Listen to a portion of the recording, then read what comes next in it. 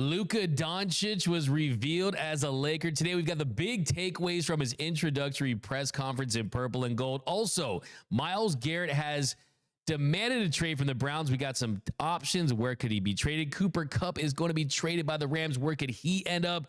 The GOAT's son has been arrested. All that more coming up next on The Big Lead.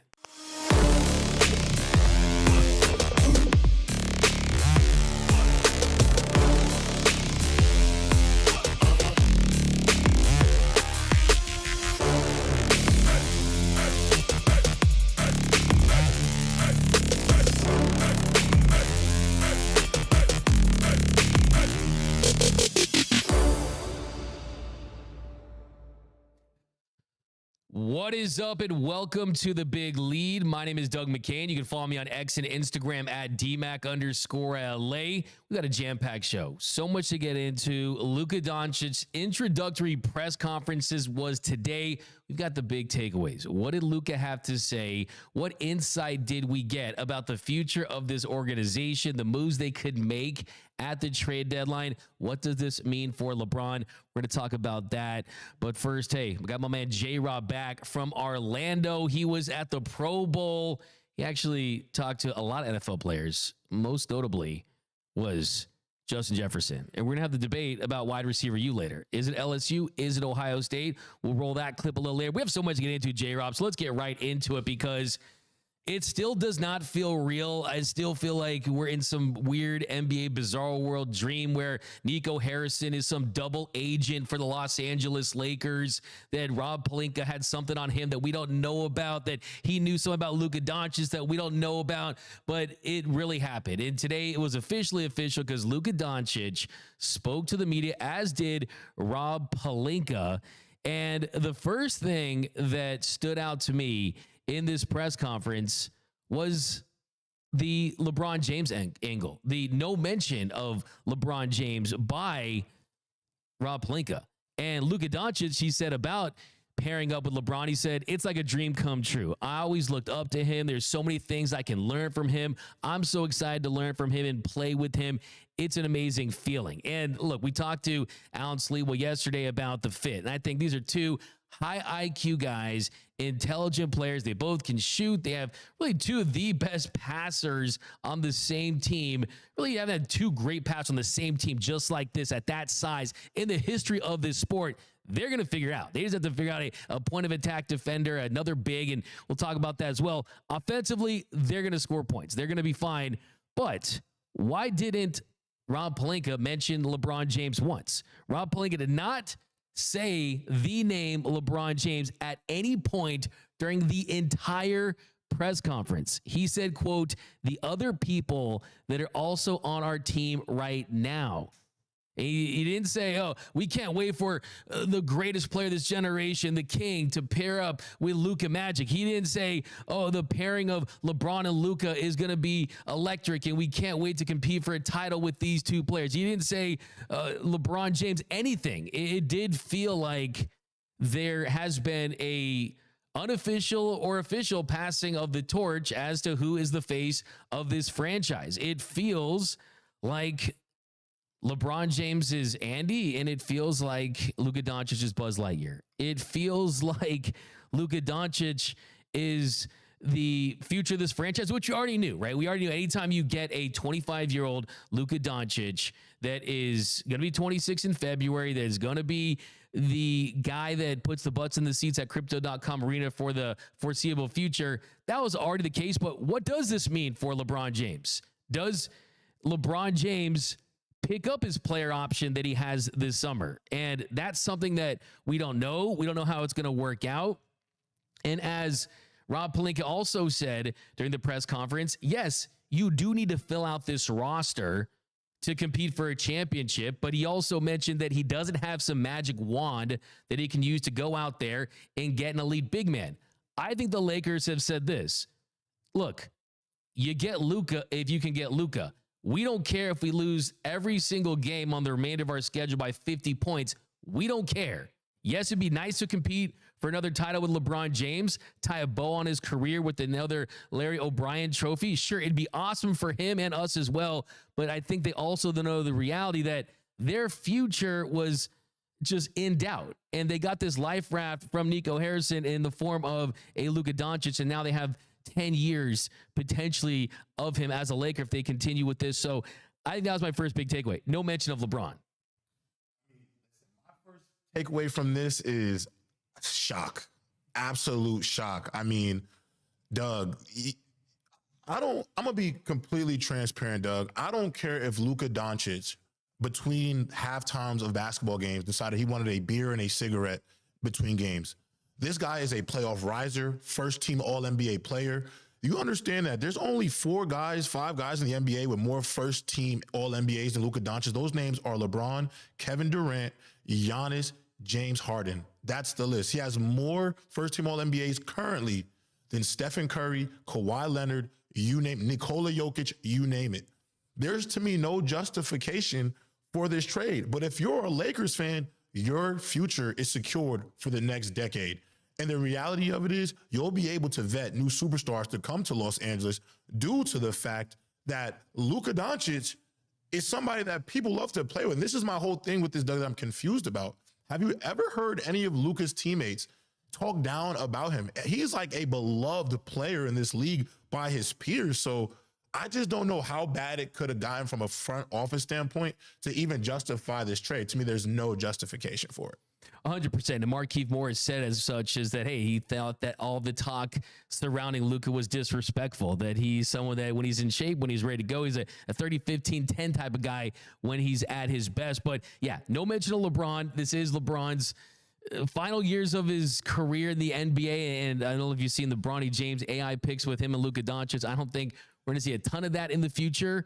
But we also have to talk about Rob Pelinka's comments. And I think his comments were a lot more interesting than Luka Doncic's because, look, Luka, I think he's happy to be here. I think that he has revenge on his side. I think we're going to get revenge bod Luka at this point. I mean, I don't think he's 270. I want to point that out too. And yes, I know that if you get a sweatshirt, a good sweatshirt can do wonders for you. And that hoodie he was rocking getting off the plane, that probably helped him out. But I don't think that's relevant for the future of Luka Doncic. I think they think it's more maybe a potential leg injury. Maybe they don't like the way that he basically had a stranglehold of that franchise, but more will come out from this. But here was what Rob had to say about Luka Doncic and the words he used to thank Nico Harrison.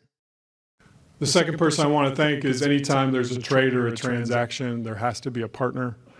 And I want to thank the Dallas Mavericks, led by their GM, Nico Harrison, who was also very instrumental in bringing this opportunity to us and then staying true to the negotiations throughout where it could be culminated with the trade being finalized and Luka Doncic, Maxi Kleber, and Markieff Morris becoming members of our team. He's literally thanking him for the gift that was Luka Doncic. And I've seen people out there, how do you put this into NBA terms and Major League Baseball terms and NFL and NHL terms? I mean, how do you make sense of this? How do you explain this trade? I say it's kind of like, I don't know, trading Luka Doncic for Anthony Davis. I think that is, to me, the most important thing. And that's how you don't need to add any more context of this. Okay. It is like selling your car for gas money, right? It just doesn't make sense in any way, shape, or form. And you listen to his comments there. I think that people that want to give Rob Pelinka credit for this move, I think the thing you have to give him credit for is we heard some of the early reported packages, maybe ones that included multiple first-round picks, a package that included potentially a Dalton Connect or an Austin Reeves along with an Anthony Davis. Rob Pelinka's best move here was convincing Nico Harrison that maybe there was some risk on their end, whether it be the weight, whether it be the injuries potentially, but it doesn't make any sense. But here was Pelinka talking about Luka and the future of this franchise. How beneficial and important is it for you just to know you have Luka, you have maybe a decade that you can use as a roadmap in terms of just every decision you're looking to make? It's a gift. We're talking about a 25-year-old that is top 3 player in the universe. I can't think of a more amazing starting point to build a roster for the next decade. And I know he has the drive to win that we have here. Our fans are going to see that every night on the court. I know up here he might seem calm and casual and quiet, but we know the alter ego comes out, and we'll see it at crypto.com soon. And I can't wait for it. The gift. He says it again. And look, he's 25 years old. He's coming off 5 straight first-team All-NBA seasons. 5 straight first-team All-NBA seasons. Led the NBA in scoring, 33.9 points per game. The Mavericks wouldn't have come close to the NBA Finals last year. He put them on his back to average 28.9 points per game, 9.5 rebounds, 8.1 assists. I mean, that's through 22 playoff games. And when I see those numbers, when I see his ability to put teams on his back, it does feel like he's more of the Kobe ilk. Someone that, hey, doesn't matter who's on the roster. If I got to go to war with butter knives, I'm going to find a way to either get a win or do everything I can to get that win.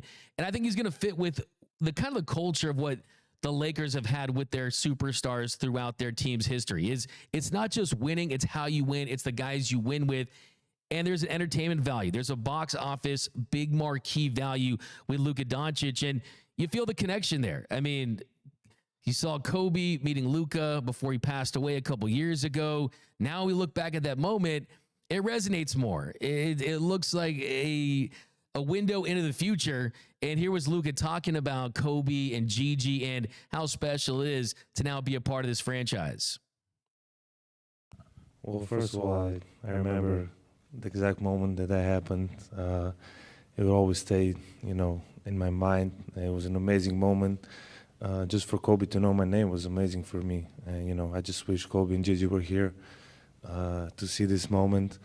And, I'm excited about this new journey, and happy to be here.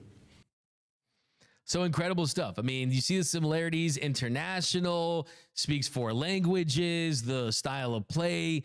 I think that he's going to be kind of, I think it wasn't a universal, okay, every Laker fan loves LeBron. It just wasn't like that. I mean, I think at worst it was I'm a Kobe lover. I just can't love LeBron just for whatever reason, right?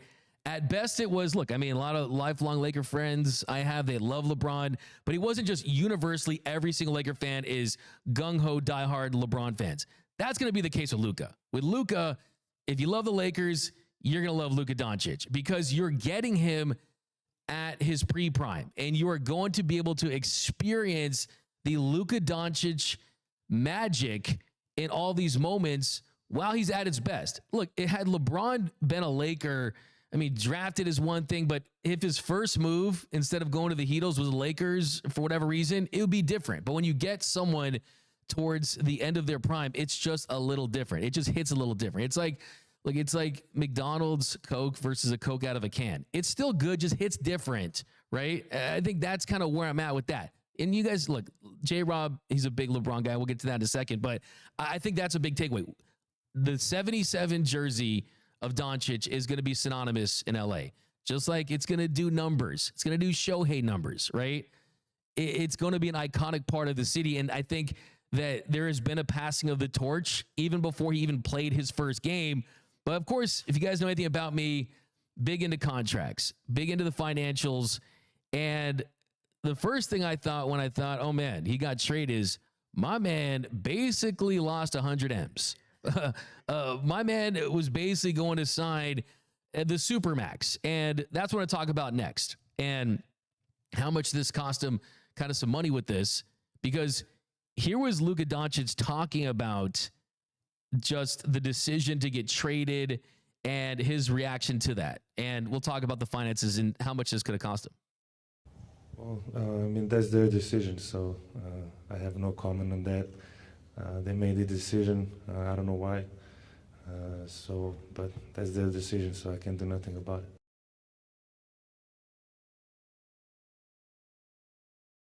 it. Hey, I have no idea why the Mavericks traded me. I'm pretty much as surprised as you guys were. But for you guys that are cap nerds, contract nerds like myself, let's kind of dive into how much this cost him financially, potentially, which I think in the long run, he's going to be fine. I mean, it's like arguing whoever's the poorest billionaire right there. He's not going to be flying Spirit Airlines anytime soon, okay? But he's no longer eligible for that 5-year, $345.3 million Supermax extension this offseason, but he could sign a 4-year, $228.6 million extension with the Lakers. If he does decide to test free agency in 2026, he would be eligible for a 5-year, $296 million deal with the Purple and Gold, or a 4-year, $219.4 million contract with the team. But as Windhorse has talked about, as a lot of insiders have talked about, most likely what he's going to do is Luka's going to sign a 2+1 deal. That'll get him the season that he'll be eligible for that 35% max contract. So Luka is eligible to sign a 4-year extension this summer, but I think his camp probably is going to prefer that shorter term deal that's going to allow him to sign a 35% max contract when he's eligible for that in the 2028 offseason. So, I mean, if he elects to sign a 3-year max extension with a 30-year player option rather than that 4-year full contract, that is a possibility, but that really makes the most sense. The latter option is the one that is going to net him the most money in the long term. But yeah, kind of what I'm getting at with all this is Luka Doncic probably ends up signing that Supermax deal with the Mavericks at some point. And he didn't even need to do it as early as this summer, but he probably was going to sign that. So if you're the Lakers, not only do you get Luka Doncic, you get one that wants to give a middle finger to that Mavericks organization that pretty much cost him $100 million potentially. Yeah, I think this is outrageous. I mean, from the standpoint of the Mavericks, again, I'll never understand why they would do this. And the only thing I could really think to is it has to be the money. You had to not want to pay him, but it still doesn't make sense because he's one of the 3 best players on planet Earth. And we have one of the 3 best players on planet Earth. You should pay them. But Doug, you know what I do take from all of this? All the comments about the NBA losing ratings. Adam Silver should be sending a bottle of wine every year to Nico Harrison and Rob Pelinka's house for getting this deal done, because the ratings now are definitely going to be high with Luka Doncic in Los Angeles. Yeah, no, absolutely. I mean, he could also send one to New York. I mean, Nico Harrison's the same guy. Put Jalen Brunson in New York. You put Luka Doncic in LA. But yeah, I think that's ultimately what we'll see from him. That's the smart play for Doncic. Sign that 3-year extension this summer with the player option in 28, 29, and that gets him to that 10 years of service. And then you can recoup pretty much most of it. So there is a way you can get it back. I see people out there like, okay, but the truth is if he stays healthy, he signs this money. And then also too, you got to factor in the sponsorships too. I mean, he's much more marketable as a Laker than he is as a Mav. But next thing I want to get into is the fans in Dallas. And I have never seen in the history of any team losing a player, a franchise's fan base that is as down bad as Dallas Mavericks fans are. If you know a Mavs fan, call them, give them a hug. They need it right now because I've never seen anything like this. Check out this clip of how it looked at down by Dirk's statue in Dallas the day after the trade. We went to the NBA Finals. Why are we trading the best player, the franchise player? How are we trading the franchise player? He's supposed to have a statue. Hell yeah. Dirk got a statue right there. It's supposed to be Luka right there. Why we don't got a statue for Luka? Because we got bum-ass management. Yeah. Maybe I'm gonna kill myself, you know? Oh, no, yeah. you're welcome. Yeah. The new owner, Miriam Adelson, if you're watching this, you got to sell the team by midnight. Actually, I work for the team. That was nuts. He works for the team, yo. Get him. He works for the team. Listen, I agree. Insurrection in the stadium. This new management is putting profit over fans. Sell the team. Sell the team. Oh, where's the one guy? Where's the one guy that the clip of the other guy? Didn't do that one. Oh, okay, gotcha. Oh, yeah, no, that the fans are very, very upset in Dallas, and you got to feel for them, man. Honestly, that's their guy. And like I said yesterday, it was Nico Harrison's trade away 10 years of sold out games in Dallas, and just AD's not that guy. AD isn't that guy for any franchise. He doesn't want to be a one. I don't think that is something that he's built to do. That's not in his DNA.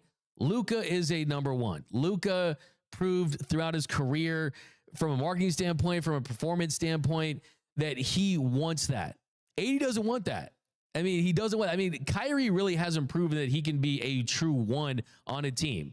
And I think that just from the basis level, from the thought process of Nico Harrison, other than the fact that you absolutely got fleeced, you traded gold for silver, is that you traded away someone that is irreplaceable, really, and it goes beyond just what is on the court. So I think there's that element as well. Now, basically how this plays out, I still think that even if the Mavericks won the NBA Finals this year and they won a championship, even in year one, I still think that this could go down as a regrettable trade. But the most important thing right now for the Lakers is, do you look to make a move for a big at the deadline and try to win this season and try to mortgage any assets that you have in the future, whether it be a Rui Hachimura, whether it be that 2031 first round pick, to try to get a big? And who do you get? Well, Sam Amick is saying that Steven Adams, Kiwi, Steven Adams could be on the Lakers' radar. And this is not someone that, if you look at his numbers, you think is a game changer, averaging 6.2 points per game, 7.3 boards, a little over an assist, a block in his last 10 games, averaging 15 minutes per game.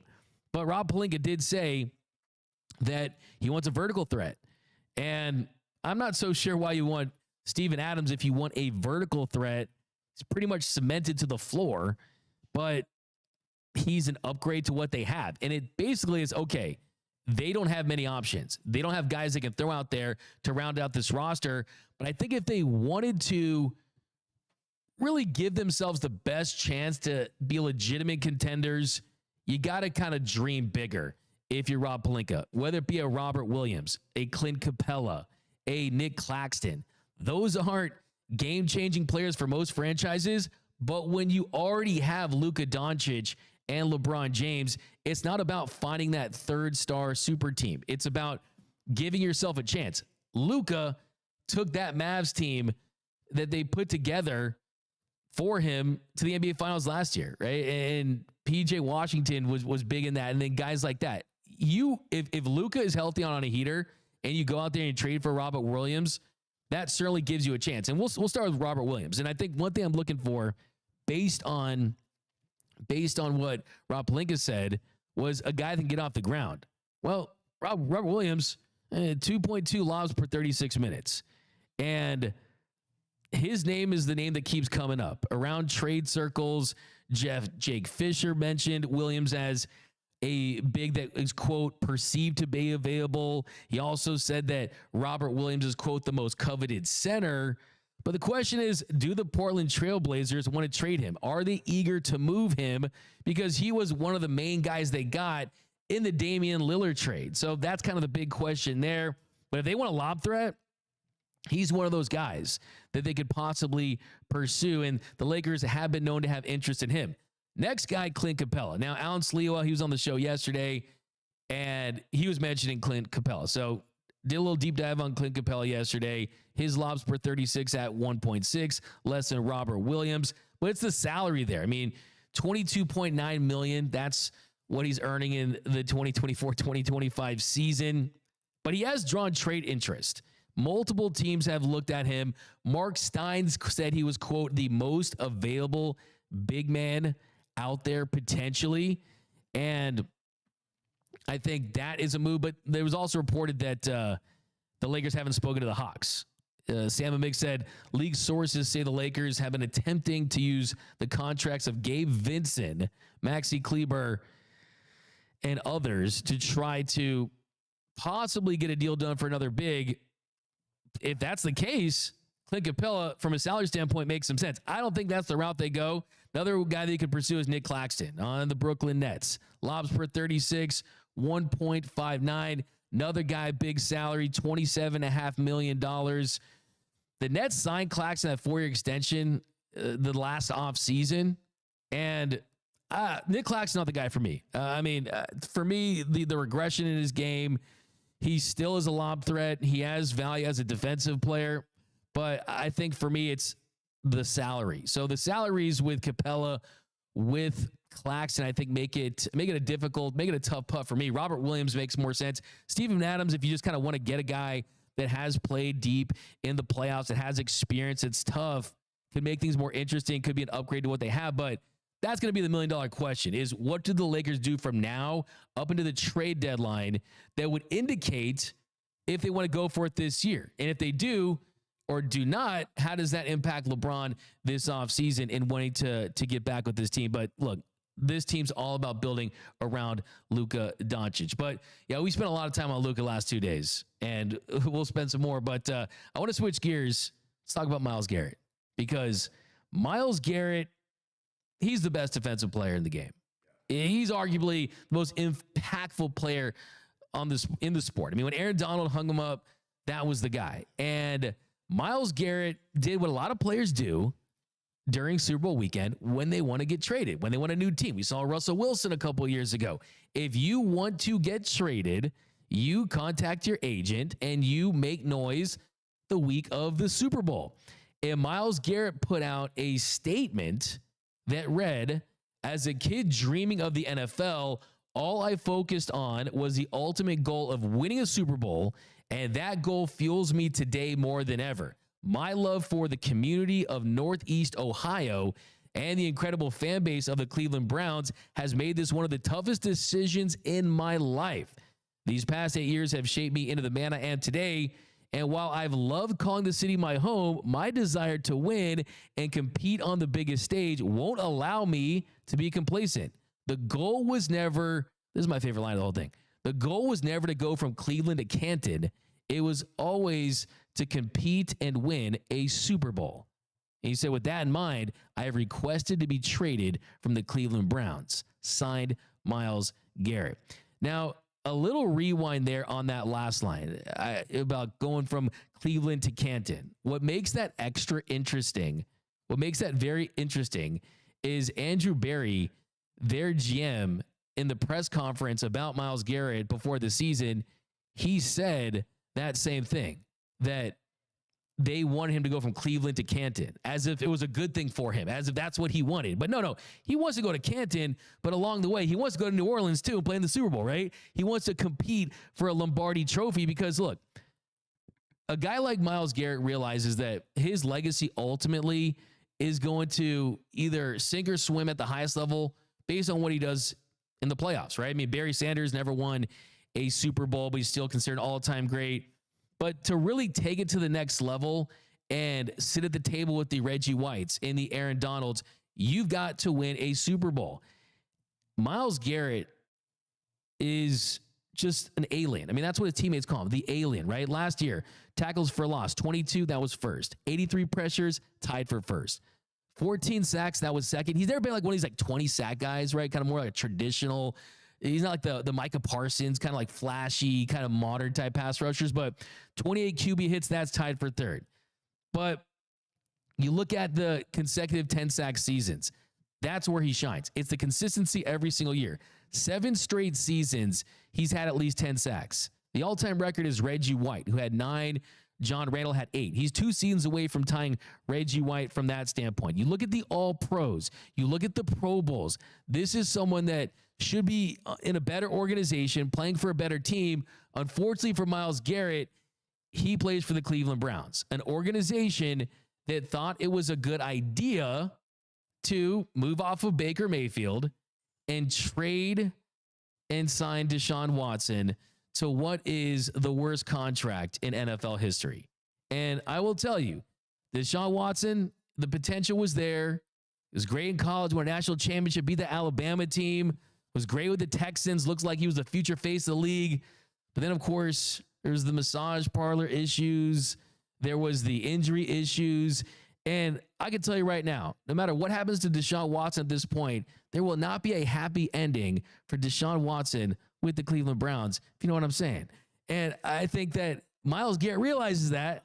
And I think that Myles Garrett knows that now is the time to try to see if he can get his way out of Cleveland. Now, if the Browns were to trade Myles Garrett before the draft, which you would have to assume that would be the way so they could get picks, well,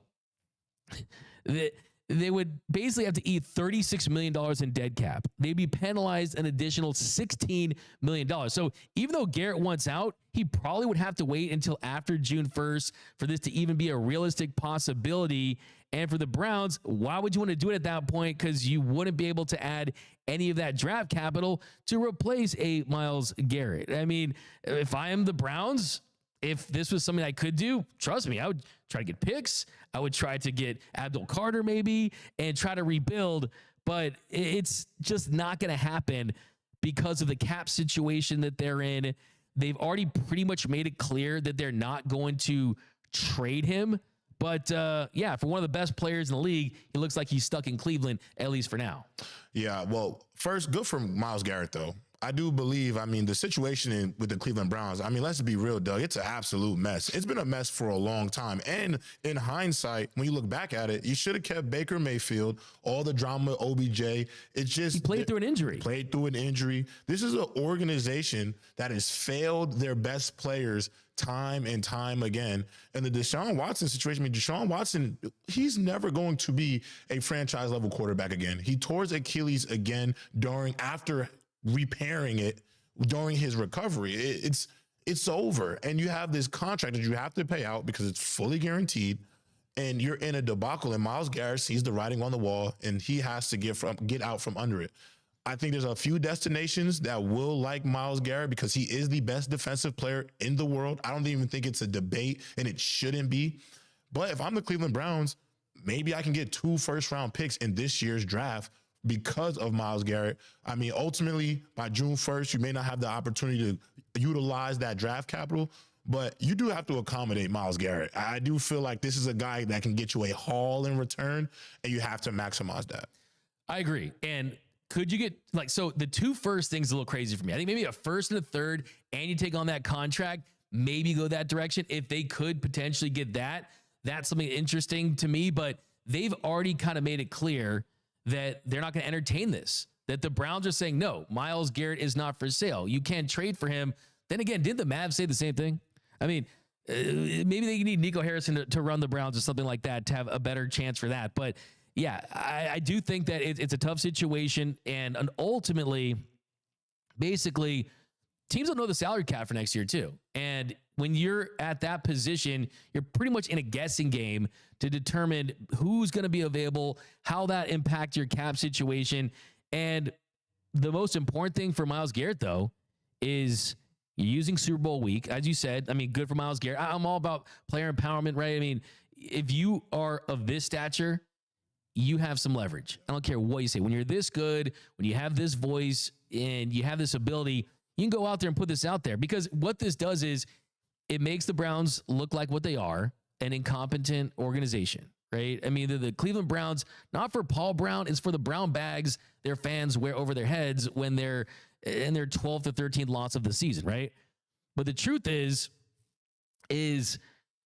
you're basically sending the flare gun out there to teams to say, hey, get your best packages together. If you want me and you want to trade for me, you got to put a nice aggressive package together, and then maybe you get some public leverage from that standpoint as well. But as far as teams go, I want to see him on. I'll tell you the 3 teams I want to see him on.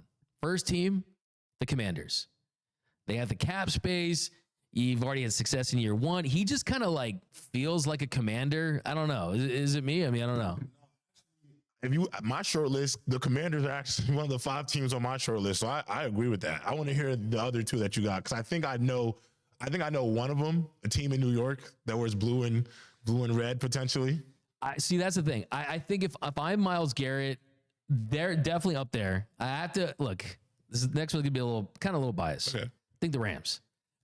When you look at where the Rams are at right now, you've already hit on all those young draft picks. You've hit on Kobe Turner. You've hit on Byron Young. You hit on Jared Verse, Defensive Player of the Year as a rookie for rookies. And Braden Fisk has also been fantastic. He's someone's kind of, that's an organization. So this is the thing about the Rams. They don't do like, a mid-level star. It's if we're going to go out there and we're going to give up assets, it's only for the Jalen Ramseys, the Matthew Staffords, like the biggest stars, the best players at their position. So that's definitely a team that, look, if they're serious about wanting to win a championship with Matthew Stafford, kind of replacing Aaron Donald with a superstar. I mean, look, Turner's been great. Fisk is going to be really good.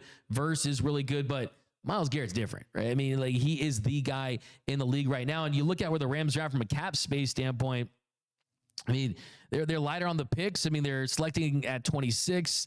I mean, they're missing a second and their own third with the comp pick instead. But I mean, they could make a competitive offer based on their cap situation. But I was also going to throw out a team like the Arizona Cardinals. Ugh. I mean, I think the Cardinals, they need defense. I mean, the Cardinals are a team that you want to maximize the Kyler Murray era. It's been mixed results there. And Arizona, I mean, if they pay up and if Garrett signs off on a move there, I mean, the Cardinals, I mean, that's a division where we saw last season. 49ers were expected to win. It ends up being the team that was expected to be one of the worst in the Los Angeles Rams.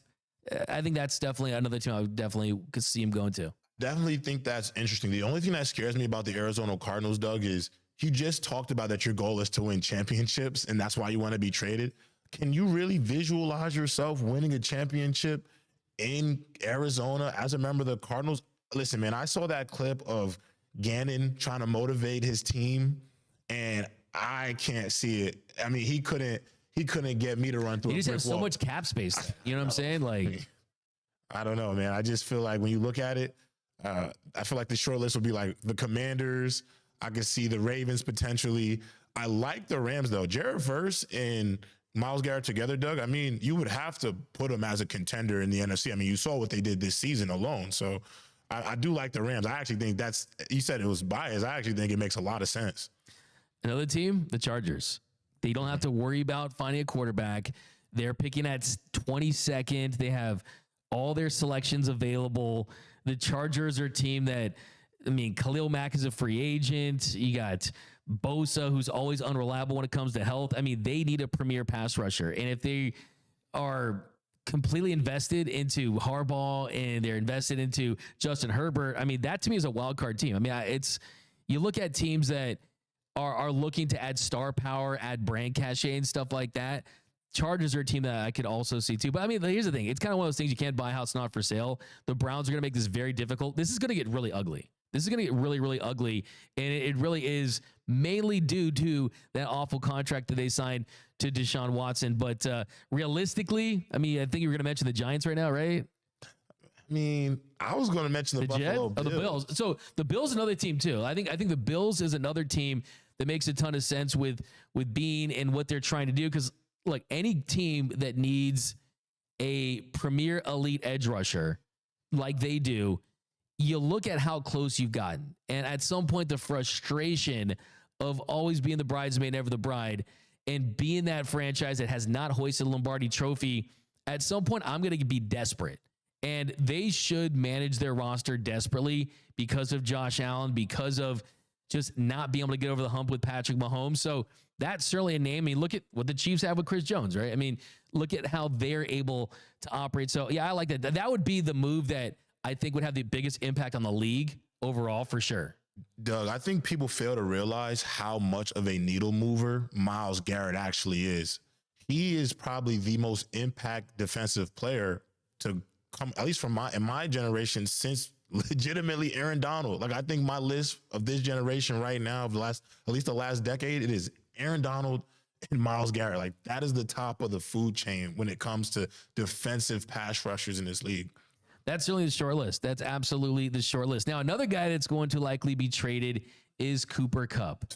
And I don't know if you saw this yesterday, but that was different. I mean, that was different to have an athlete kind of go to his Instagram, go to his Twitter, and really make it very well known that he disagreed with the decision. He said that the Rams are going to trade me and that the Rams are looking to move off of me. And he said that he still feels like he's willing to put in the work and having another lead season. The unfortunate thing for Cooper Kupp is he's just not the guy that he was. Yeah, I think the injury history causes some concerns. He's getting older in age, which should also be a concern for a bunch of teams. And I think for the Los Angeles Rams, they're trying to go into this next phase, even though they still have Matthew Stafford. So they're getting younger, ultimately. If you look at the roster, they're one of the youngest teams in football. So you can tell they are trying to get a bit younger. But Cooper Kupp is a LA legend for life. I think he will always be attached to this city. I will say this, though. I would love to see him in Baltimore as a Raven. I think him, Zay Flowers, and Rashad Bateman could easily put themselves as one of the best wide receiver groups in the league. That's interesting. I mean, I think with Cooper Kupp and kind of where he's at, I mean, he had almost 2,000 yards in his Triple Crown season. I mean, he's had basically the same amount in the last 3 seasons. And the yards per reception, the ADOT, all of his numbers that kind of indicate explosion are way, way down. So if I'm a team out there and I'm looking to trade for Cooper Kupp, kind of my first kind of answer is like, who else do you have on your roster and how do you kind of pair that? I mean, if you're the Rams, you have Puka Nacua and Cooper Kupp. They kind of do similar things when they're at their best. The Rams have kind of already indicated they want an explosive wide receiver. I mean, they were looking at Mike Evans. They were considering trading up for Rome Odunze, but that's an interesting spot. I mean, that's an interesting spot. I think the Steelers are an interesting team to me. I mean, look at where the Steelers are at. They were a team that was interested in trading for him at the deadline this year. They made some calls, and I think they need to find a quarterback first, of course, but I mean, I think he could help guys like George Pickens and kind of the lack of culture there that the receivers have. Of course, you have Mike Tomlin, one of the best in the game, but I mean, there's no real team that I think he goes in and has a big impact. I mean, who goes? The Minnesota Vikings are a team that's interesting, right? I mean, because of Kevin O'Connell and Wes Phillips and all the guys that have spent time with that Rams organization. I think you already have Justin Jefferson and Jordan Addison, but if Cooper Kupp could be a 3, then he's interesting. I mean, he's as a 1, he's not that guy. As a 2, he's not that guy. As a 3, that can be a run blocker, that can kind of move the chains occasionally. Only had 28 first down catches, the lowest in his career last year. But barring health, I mean, I think you got to give J.J. McCarthy as much help as you can in his first year as a starter under center. That I think the Vikings kind of be one of my top teams as well. That would be a great group, honestly. But I feel like when it comes to Cooper Kupp, he's just a nice glue piece to a room. I think from a leadership standpoint, from ability to run routes, professionalism, he has a lot of qualities that I think if you add him to any wide receiver room or any offensive dynamic in this league, I think they'll get a lot better. And obviously, Doug, it's not going to be from a production standpoint. Do I think he has a bunch of 1,000-yard seasons left in him? He probably doesn't. But if he can still give me an 800-yard, 900-yard season, 7 to 9 touchdowns, then I really feel like I'm getting what I'm asking for. And if I'm the Rams, it's not like you're getting a first-round pick for him. You're going to really probably take the best offer you can get. And the Rams are going to accommodate him. He is one that's been there. Whether people want to admit this or not, and I know his injury history has been bad, he's a cornerstone piece to that franchise. He is easily a part of Rams lore for forever. Yeah, I mean, the only issue really is they paid him as Super Cup, but he hasn't been that. I mean, if you look at his AAV and what he would basically require, I mean, you're basically paying what T. Higgins is probably going to get this offseason. One thing I'll say about the Rams, knowing them pretty closely, is they do right by their players, and they try to get guys in situations where they're happy at the end of the day. He wants to compete for a championship. We just talked about the Buffalo Bills. The Bills are interesting to me. I mean, you got Khalil Shakir, you got Keon Coleman, you got Josh Allen, you got a team that's been knocking on the door. They definitely could use the veteran leadership. And there's not a lot of teams out there that make a lot of sense where he could actually chase a championship, especially in year one. But I think the Bills could be a fit. The Chiefs are interesting as well, just because they took a big swing on DeAndre Hopkins and Marquise Brown. They're both going to be free agents. Rashee Rice is going to be back in 2025, but Kelsey's getting older. We don't know how much longer he's going to play. We know how much longer he wants to play, but how effective he's going to be. I mean, he's not the same guy that he was. They don't have a ton of talent. I mean, outside of those guys who mentioned they're going to be free agents and Patrick Mahomes on the offensive side. So I think that's kind of one of those things where they wanted Kupp before they traded for DeAndre Hopkins. So it's pretty logical to think that they would pursue him once again. And I think if you're Cooper Kupp, that's the one destination where it feels like, okay, I'm going to get revenge. I feel like, I went through a breakup and then, I got a supermodel. I end up with a supermodel after that when you end up with a team like the Chiefs and potentially Mahomes that could be going for a 4th straight Super Bowl. So I think that, you know what, it's on also to throw another team is the Patriots for a completely opposite reason. And that is that the Patriots have tons of cap space. No team in the NFL has more cap space than the Patriots. Also, no team in the NFL has more of a need for playmakers. And if they want to maximize what Drake May has, they need guys that can make plays. They also need culture builders as well. Guys that can really teach that next generation as they get further removed from the Belichick and Tom Brady era how to do things. But the big negative there is they're just not set up to win. So that would be kind of one of those things if you're Cooper Kupp. I don't care how big of an impact you think you can have. Cooper Kupp is not making the Patriots a Super Bowl contender. I don't think he wants to be the grandpa of the team. And if he goes to the Patriots, he'll definitely be that. But Cooper Kupp, for any quarterback, especially these young ones, the J.J. McCarthy's, the Drake Mays, he is a great security blanket to have on a lot of these teams. I mean, to me, no matter what, Doug, Cooper Kupp is going to make an offense better. I truly do feel that because of what his skill set is. That's what he does. That's what he does. It's just, can he stay healthy? I'll throw out the craziest team out there. And this definitely nightmare fuel. Kind of reminds me of Isaac Bruce ending his career with this team. But the San Francisco 49ers. I mean, the San Francisco 49ers, to think of Cooper Kupp in a Niners uniform, I'll duck if Rams fans are throwing anything at me. But they need another wide receiver with Deebo Samuel pretty much possibly done in San Francisco. He's a guy that can help someone like Brock Purdy and his development. And the Rams, I mean, when they make a deal with the devil and kind of shake hands with the enemy and send Cooper Kupp to San Francisco, it's unlikely. But if we're just looking at pure needs, I mean, that's definitely a team that is intriguing, that's trying to overcome what was a terrible season for them in 2024. Yeah, they had an extremely down year. I just can't see them doing business with them. Could you see the Bengals, for example? They need a pass rusher on that defense to upgrade it. Are they going to really be able to do business with the Browns? I kind of see the same situation here.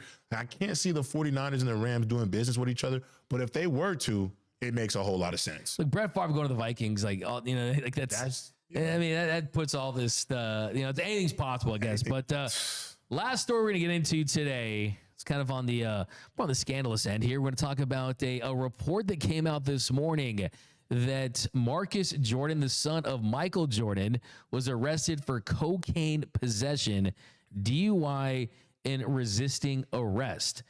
TMZ reported that Marcus Jordan was thrown behind bar. This is tough to read. I mean, as a Jordan fan, I feel like I'm like, hope he's not mad at me. I know Jordan watches the show. Michael Jordan probably watches the show. He's probably mad. But it says Marcus Jordan was thrown behind bars on Monday for allegedly committing a series of serious crimes.